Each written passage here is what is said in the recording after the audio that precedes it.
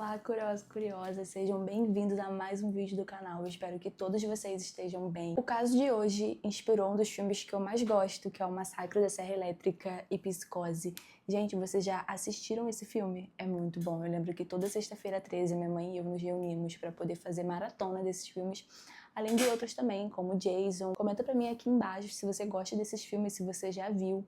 Eu, como eu falei, eu adorava maratonar toda sexta-feira 13, gente. E esse vídeo já deveria estar no canal há muito tempo, só que acabaram acontecendo várias coisas, eu acabei me enrolando e eu também queria trazer um roteiro pra vocês muito detalhado, então acabou levando mais tempo do que eu imaginei. Eu já peço desculpas por isso, mas no demais, gente, o vídeo tá aqui. Eu espero que vocês gostem, então vamos pro caso. Antes de tudo, eu já peço a você que, se você gostar, curta e se inscreva no canal, vai me ajudar muito. Comenta pra mim aqui embaixo também o que você achou, se tem algo que eu possa melhorar. Lembre de dar a indicação de algum caso que você gostaria de ver aqui também. Edward Theodore Jane, mais conhecido como Ed Jane, nasceu em 27 de agosto de 1906 em La Crosse, Wisconsin. Ele era filho de George Augusta Jane e tinha um irmão mais velho chamado Henry. A mãe dele foi descrita como uma mulher rígida, devota e extremamente religiosa. Ela era filha de imigrantes alemães e ela acreditava que o mundo estava corrompido pelo pecado e que somente através da disciplina e da fé seria possível escapar da perdição. Para ela, todas as mulheres, exceto ela mesma, eram responsáveis pela perdição do homem e também eram instrumentos do diabo. Já o pai dele, o George, ele foi descrito como o total oposto da Augusta. Ele era um homem fraco, um homem alcoólatra e incapaz de sustentar a própria família dele. Além disso, ele também era um homem agressivo com a esposa e com os filhos, já chegando a tê-los agredido fisicamente. Mesmo assim, para Augusta, o divórcio era algo impensável devido às crenças dela,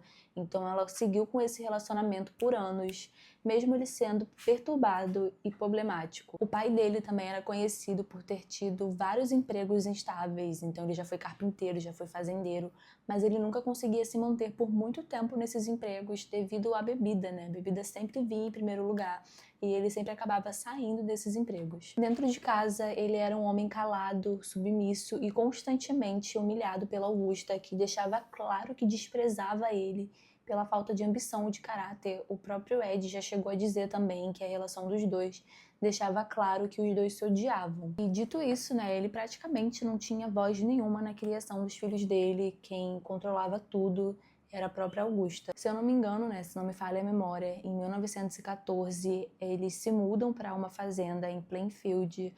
E nesse momento a Augusta consegue isolar cada vez mais os filhos dela. Na verdade, o intuito era realmente esse, mantê-los totalmente afastados da sociedade. O Ed e o Henry, né, eles só tinham permissão para ir até a escola e quando eles voltavam para casa, o tempo deles era consumido pelos afazeres domésticos na fazenda e pela leitura da Bíblia, que era sempre os mesmos trechos: morte, punição e condenação. Como se Deus não fosse nada além disso, né? Fosse só essas coisas ruins.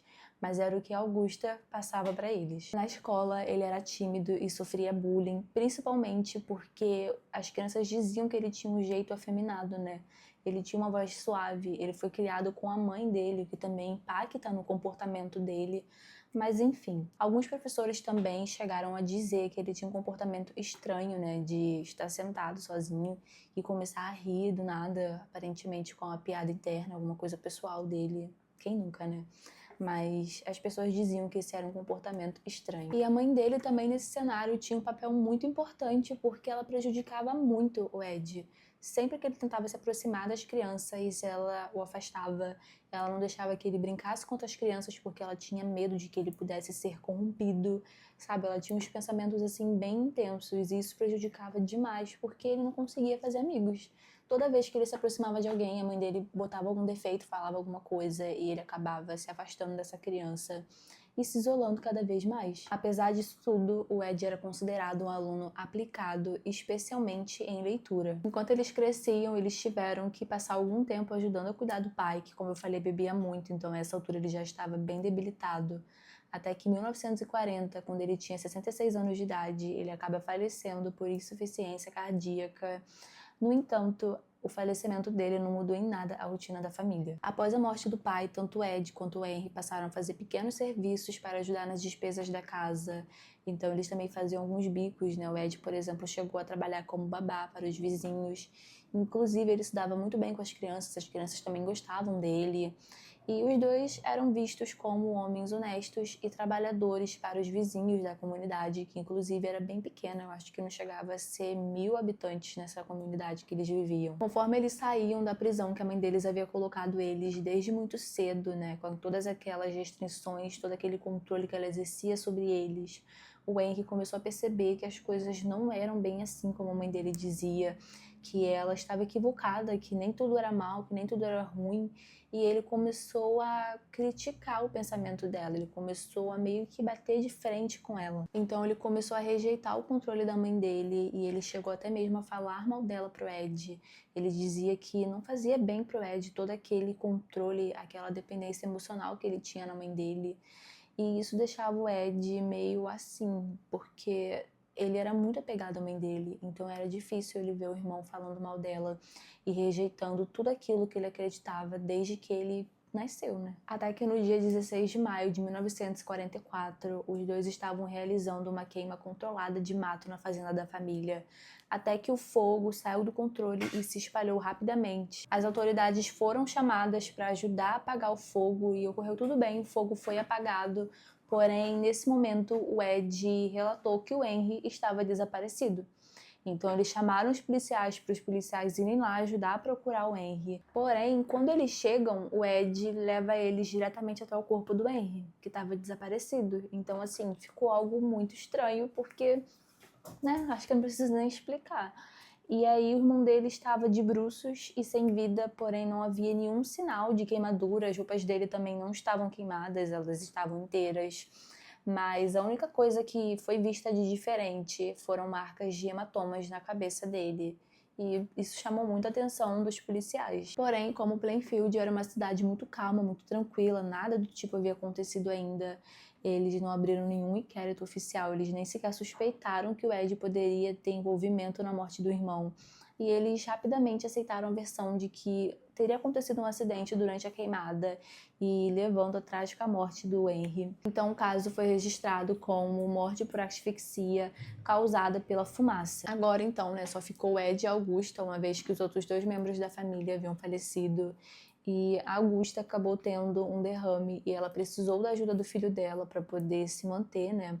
E foi nesse momento que o Ed, ele aproveitou para mostrar para a mãe dele que ele era um bom filho, então ele cuidava dela com muita paciência, com muita dedicação. E os dois acabaram se aproximando, né, cada vez mais. Um era amigo do outro, o Ed também contava as coisas da vida íntima dele para ela. Mas a Augusta também, ela continuava com as crenças religiosas. E aí, conforme o Ed cuidava dela, ela ia melhorando, né? Ia vindo progressão no tratamento dela, até que ela volta a andar e em torno de 1945, ela e o Ed vão até a casa de um homem chamado Smith para poder comprar palha. E quando eles chegam lá, o homem estava agredindo um cachorro e uma mulher sai de casa e grita para ele parar. Só que ele só para quando esse cachorro morre. Essa galera tem uma coisa muito intensa com animais, eu não consigo entender. E aí a mãe do Ed, ela teria ficado muito chateada com essa cena. Se você pensou que a cena que ela ficou chateada foi a cena do cachorro, você errou, assim como eu. Na verdade, ela ficou chateada porque saiu da casa do seu Smith, né, uma mulher que não era esposa dele. Então ela sai de lá gritando prostituta do Smith. Posteriormente, ela acaba tendo outro derrame e ela acaba falecendo no dia 29 de dezembro de 1945, aos 67 anos de idade, deixando o Ed sozinho. Então, nesse momento, ele teria perdido não apenas a mãe dele, mas também uma amiga, o que o deixou devastado. No velório, ele era o único que estava presente. Como eu falei, né, eles viviam numa fazenda isolada da cidade e a Augusta nunca tinha feito nenhuma amizade. Na verdade, ela nem saía de casa, então ela passou muito tempo confinada. Na fazenda, o Ed passou a não utilizar mais os cômodos principais da casa.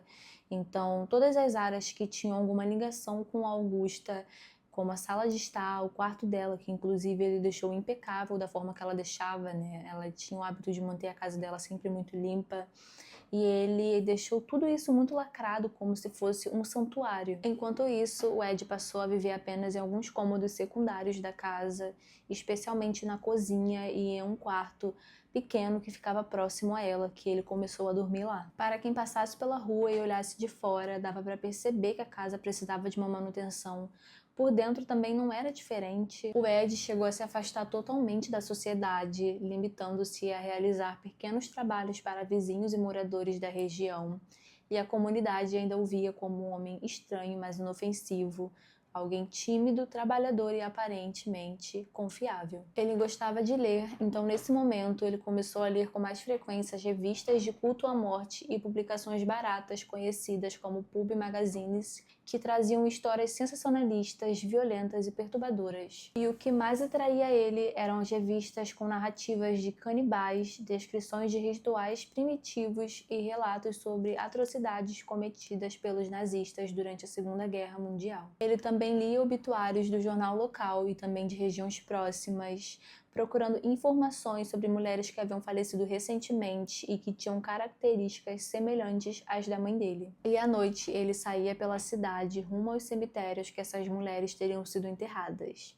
Às vezes na companhia de um homem chamado Gus, que era um senhor mais velho que ele, que morava na região e ocasionalmente trabalhava com ele em pequenos serviços que eles faziam. Lá, ele violava a sepultura e roubava o corpo das vítimas com a desculpa de que iria realizar estudos científicos nos cadáveres, e o amigo dele não via motivos para desconfiar, então ele simplesmente ajudava o Ed. Mais tarde, esse homem foi internado em uma casa de idosos e o Ed acabou ficando sozinho, então ele continuou a realizar os seus rituais macabros sem a presença do seu amigo. Usando uma pá e uma lanterna, ele abria os túmulos recém-fechados e mais tarde ele chegou a dizer que enquanto ele fazia isso, ele estava em uma espécie de transe. Nem sempre ele retirava o corpo todo da vítima, às vezes ele retirava partes específicas, né, como o rosto, a cabeça, os órgãos, e depois ele levava tudo para a fazenda, onde ele passava a noite toda trabalhando em silêncio. Ele cortava, limpava e preservava os restos mortais dessas vítimas,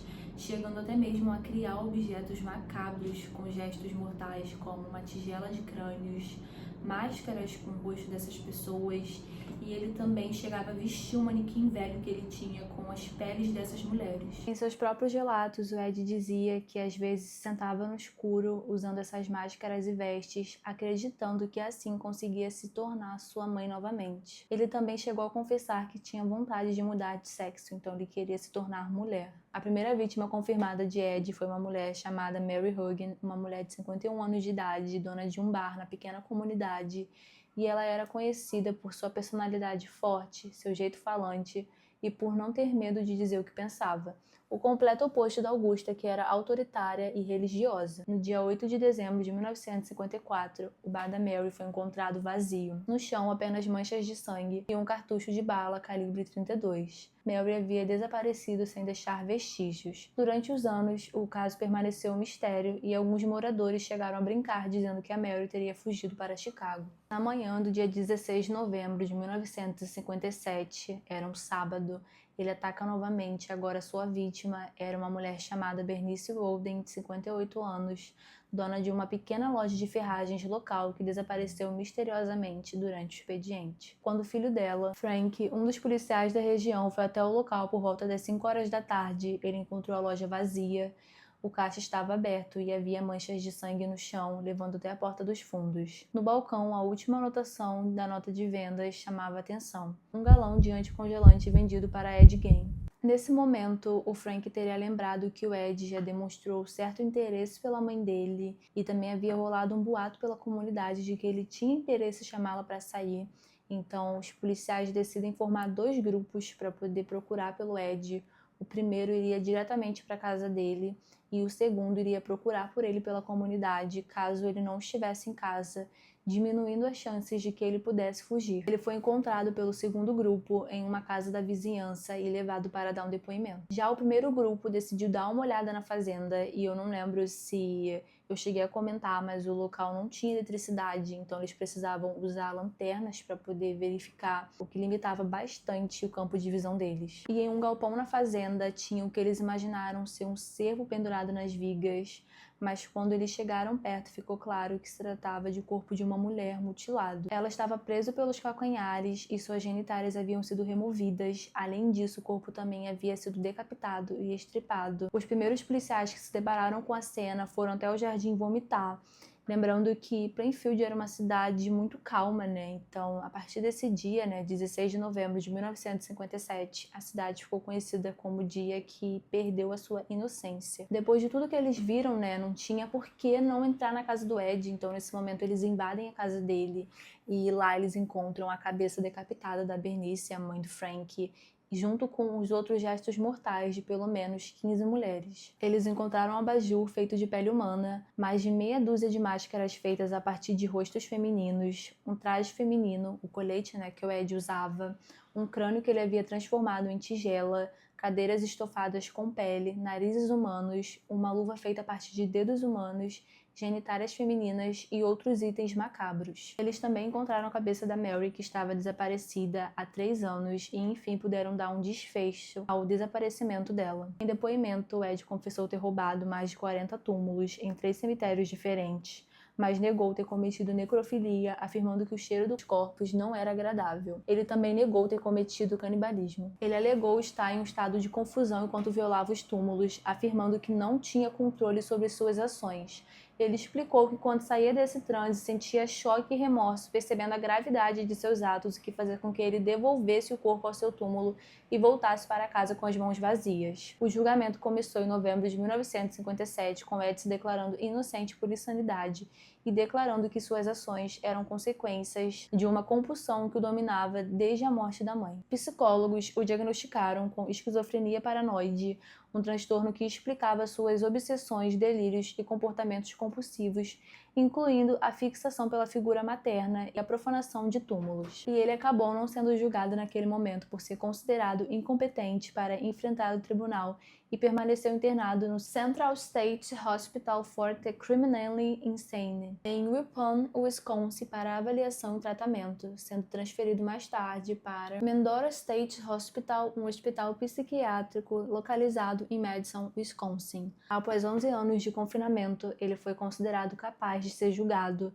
e em 1968 ele foi levado ao tribunal, porém, novamente, não foi considerado culpado devido à insanidade. Ele permaneceu nesse hospital psiquiátrico até 1984, quando morreu por insuficiência respiratória aos 77 anos. Ele foi enterrado ao lado de sua mãe e durante esse tempo a casa dele foi incendiada e seu carro vendido. A lápide dele foi vandalizada ao longo dos anos e teve alguns pedaços retirados por pessoas que passavam por ela. Em 2000 ela foi roubada e acabou sendo recuperada em 2001 em Seattle, Washington, a mais de 2.000 quilômetros de distância, quando foi entregue ao Altoona Historical Society Museum, que é um museu de história local localizado em Altoona, Wisconsin, e também onde o Ed foi detido após sua prisão em 1957, quando o prédio ainda funcionava como prisão. Lá tem uma seção dedicada ao Ed com objetos e informações sobre sua vida e crimes. Porém, a lápide dele, que havia sido entregue em 2001, não é exibida ao público para evitar que o local se torne um ponto de atração macabro. E como eu falei, os crimes dele inspiraram décadas de filmes, livros e personagens icônicos como Norman Bates, de Psicose, o Leatherface, de O Massacre da Serra Elétrica, e o Buffalo Bill, de O Silêncio dos Inocentes. É isso, gente. O caso fica por aqui. Eu espero que você tenha gostado. Comenta pra mim aqui embaixo se você conhece algum desses personagens que eu falei. Eu, particularmente, sou muito apegada, ao filme O Massacre da Serra Elétrica, porque tem todo um contexto, como eu falei. Toda sexta-feira 13 eu sentava pra assistir com a minha mãe. Comenta pra mim aqui embaixo também se você tem alguma indicação pra fazer aqui pro canal, de algum caso que você queira ver que eu ainda não falei. Desde já, gente, eu agradeço muito a vocês por terem assistido até aqui. Eu peço também que, se você gostou desse vídeo, por favor, curta e se inscreva no canal, vai me ajudar muito. E é isso, gente. Muito obrigada. Até a próxima. E eu espero que vocês tenham gostado muito desse caso.